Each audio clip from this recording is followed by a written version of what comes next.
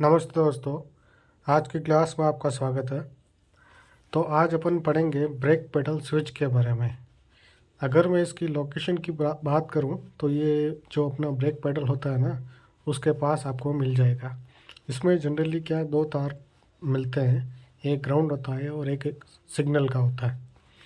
तो इसका काम है कि जब ड्राइवर ब्रेक पेडल को दबाता है तो यह ब्रेक पेडल की पोजीशन का सिग्नल ईसीएम को देता है। ईसीएम ब्रेक पेडल स्विच के सिग्नल के बाद इंजेक्टर के ऊपर आ रही पल्स की मात्रा को कम कर देता है, क्योंकि एयर और फ्यूल का जो मिक्सचर है वो एक पल्स के थ्रू इंजेक्टर को सिग्नल दिया जाता है ईसीएम के द्वारा। तो ये जो स्विच है, जैसा कि आप इस डायग्राम में देख रहे हो, तो ये जब अपन ब्रेक पेडल दबाते हैं तो ये स्विच जो है वो दबता है, प्रेस होता है। तो उससे क्या ईसीएम को एक सिग्नल जाता है और ईसीएम इस सिग्नल को जो इंजेक्टर की जो पल्स है उसको कम कर देता है, क्योंकि अपन को गाड़ी रोकनी होती है जब अपन ब्रेक दबाते हैं। तो इंजन के जो आरपीएम है वो कम हो जाते हैं और ब्रेक लगने शुरू हो जाते हैं और ब्रेक अप्लाई हो जाता है।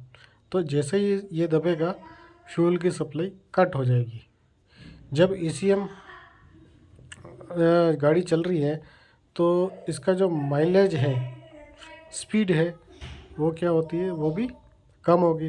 तो ये जो पूरा सिस्टम है ये इसलिए लगाया ताकि फ्यूल की सप्लाई को ब्रेक दबाने से पहले ही कट ऑफ कर दिया जाए। जैसे कि हल्का सा प्रेस होगा, पूरा प्रेस होने से पहले फ्यूल की सप्लाई कट हो जाए।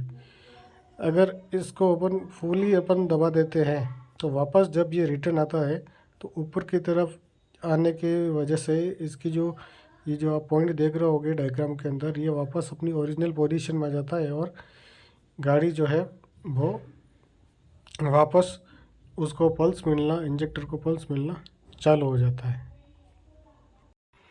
अब हम इसके फॉल्ट के बारे में पढ़ेंगे। वाहन चलते चलते जैसे कि 70 की स्पीड से या फिर 80 की स्पीड से एकदम आरपीएम तोड़ देता है और दोबारा एक्सेलेरेटर लेने लगता है, तो अगर इस तरह की दिक्कत आ रही है, जैसे कि मान लो आप गाड़ी चला रहे हो हाईवे के ऊपर और 70 की 80 की स्पीड है और अचानक आपकी जो स्पीड है वो कम हो जाती है, यानी इंजेक्टर पर पल्स रुक जाएगी। अगर ये ऑटोमेटिक एक्टिवेट हो गया या फिर इस स्विच में कोई दिक्कत आई, अंदर से कोई फेलियर हो गया, तो ऑटोमेटिक क्या हो जाता है, ये इंजेक्टर ऊपर जो पल्स है उसको तोड़ देता है, उसको रोक देता है।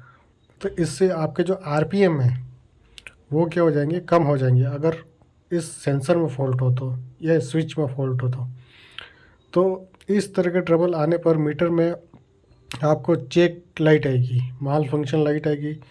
वो इंजेक्टर को आपको स्कैन करने पर कोड मिलेगा।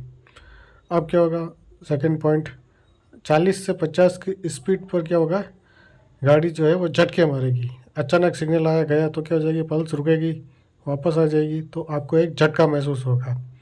ब्रेक स्विच में ख़राब अगर है तो आपकी पीछे की जो टेल लाइट है वो नहीं जलेगी।